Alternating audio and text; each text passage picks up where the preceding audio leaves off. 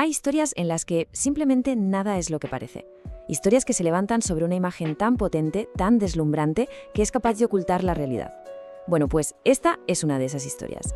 La de un hombre que se autoproclamó rey y el castillo que, al parecer, construyó sobre cimientos de arena.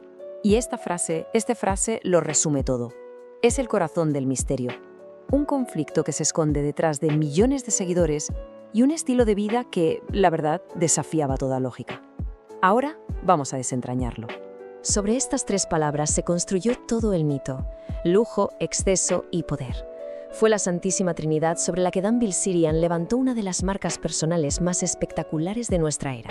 Y todo arranca aquí, claro, en el escenario donde se representaba esta gran obra: Instagram. Ese lugar donde, para millones de personas, la percepción se convierte en la única realidad que importa. Más de 33 millones de seguidores. A ver, esto no es solo un número, ¿eh? Es una audiencia masiva.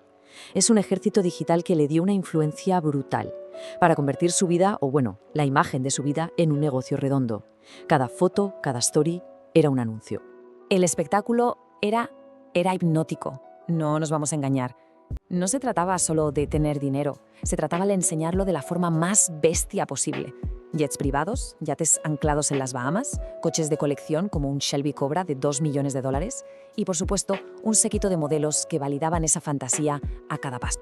Claro, con toda esa atención y esa imagen tan potente, el siguiente paso era lógico. Había que capitalizarlo. Había que intentar convertir la fama en un imperio. Y así nació Ignite. La idea, era sencilla pero al mismo tiempo brillante. Si la gente quería ser como Dan Bilzerian, compraría los productos que él vendía. Ignite no vendía solo CBD o vodka, no, vendía un trocito de ese sueño. La marca era él, punto. Para conseguir el capital necesario, Ignite no fue por el camino tradicional, no. Usaron una maniobra financiera conocida como adquisición inversa. Básicamente es un atajo. En lugar del largo proceso de salir a bolsa, se fusionaron con una empresa fantasma que ya cotizaba.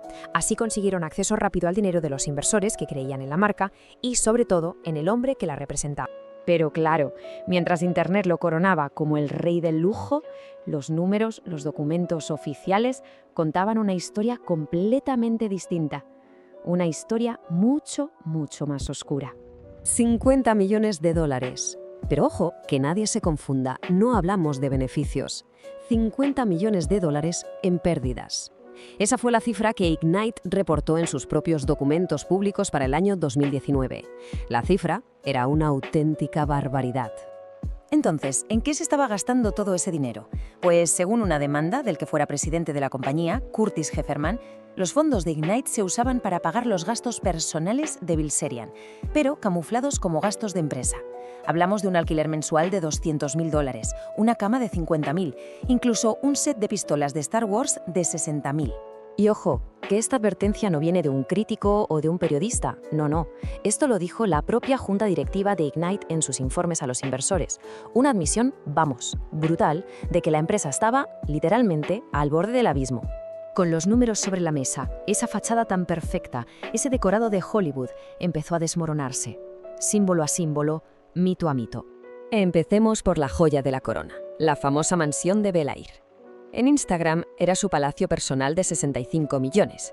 La realidad, según la demanda, es que era un alquiler. Un alquiler de $200.000 al mes, pagado por Ignite como gasto de empresa. Vale, pasemos a la fuente de toda esa riqueza, el póker. Bilzerian no se cansaba de decir que había ganado decenas de millones, que superaba a los mejores profesionales en partidas privadas, que curiosamente eran imposibles de verificar. Y esta es la cifra que sí podemos verificar, la que está en los registros públicos de torneos. $36.626. No millones, no. Miles. La diferencia entre el mito que se contaba y la realidad documentada es sencillamente abismal. Y aquí la historia da un giro todavía más oscuro. Porque para entender de verdad lo que pasaba, hay que mirar al pasado. Hay que mirar a la figura que, según los fiscales federales, movía todos los hilos desde la sombra. Su padre, Paul Bilzerian. Esta cronología es clave. En 1989, Paul Bilzerian, un famoso tiburón de Wall Street, es condenado por fraude. La SEC le impone una multa gigantesca que con los intereses hoy supera los 180 millones. Décadas después, en 2024, el Departamento de Justicia conecta esos viejos crímenes con la nueva empresa de su hijo. Y esto es lo que alega la acusación federal punto por punto. Sostienen que Paul Bilzerian era el verdadero jefe, que Dan era solo la cara pública. Y lo más grave, que Ignite no era más que un esquema para ocultar los activos de Paul, evadir la gigantesca multa de la SEC e inflar falsamente el valor de la compañía para estafar a los inversores. Son acusaciones gravísimas. Así que, con todo esto, volvemos a la pregunta del principio.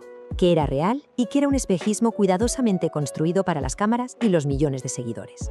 El último acto público de Ignite fue, básicamente, desaparecer del mapa. En agosto de 2022, justo cuando la presión legal se hacía insoportable, la empresa se privatizó. Dejó de cotizar en bolsa y, por lo tanto, ya no estaba obligada a publicar sus finanzas. Un movimiento estratégico para volver a las sombras. Por un lado tenemos la imagen, un éxito arrollador, un tipo hecho a sí mismo. Por otro, tenemos los documentos públicos y las acusaciones federales que pintan un retrato muy diferente. El de una empresa que perdía millones, financiada por inversores y que supuestamente era una tapadera. La pregunta final, por tanto, es inevitable. ¿Fue Dan Bilzerian un genio del marketing millonario o simplemente el rostro de un castillo de naipes familiar a punto de derrumbarse?